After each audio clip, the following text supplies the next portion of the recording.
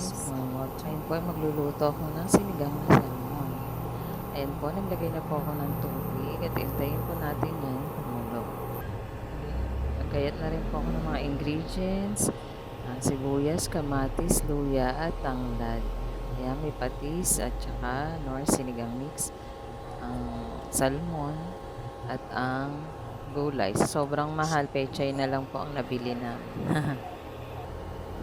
Yan po, bechin po sa optional para po sa umami taste niya. Yan, hintayin lang po natin siyang kumulo na mabuti. Kumulo na po siya, ay ilagay na po natin ang mga yan. Okay. Yan. Takban po muna natin siya para mas mabilis kumulo. Okay. Yan, kumulo na po siya. Ilagay naman po natin ang ating salmon.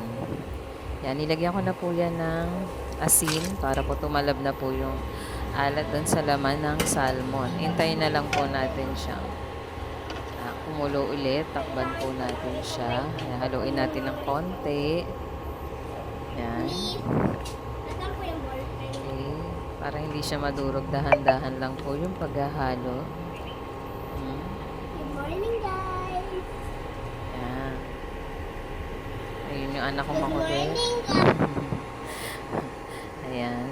Lagyan na rin po natin ng patis. Oops. Okay na yun.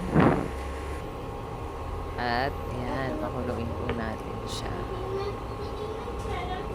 Tanggalin po natin yan. Yung mga Wait! nasa ibabaw na yan. Okay. Pinakalata ka nung sa isda yan. Natin tanggalin yan. Okay. Dahan lang po ang halo at matudurog po siya. Lagyan ko rin po ng sili dyan sa likod namin dahil wala kami siling haba.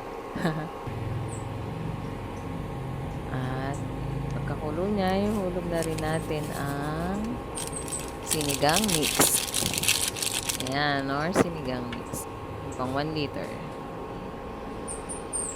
Halo-halo konti. Ayan. Kuluin po natin siya within mga 3 minutes siguro. Bago una natin ihulog yung tangkay ng pechay. Kasi mas matagal siya lumambot. Kaya una natin siya ihulog. Hintayin natin ulit siyang kumulo. Bago naman natin ilagay ang dahon. Ayan. Bango.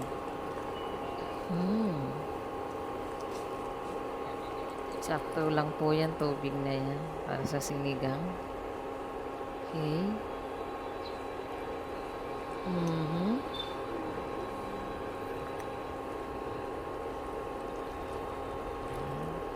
Konting hintay na lang, maluluto na siya.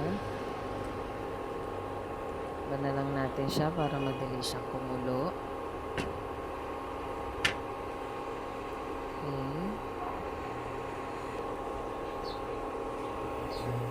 Ayan po, kumulo na po siya. Konting minutes na lang. At luto na siya. Ayan. Pwede na kaming kumain. Wow. Sarap.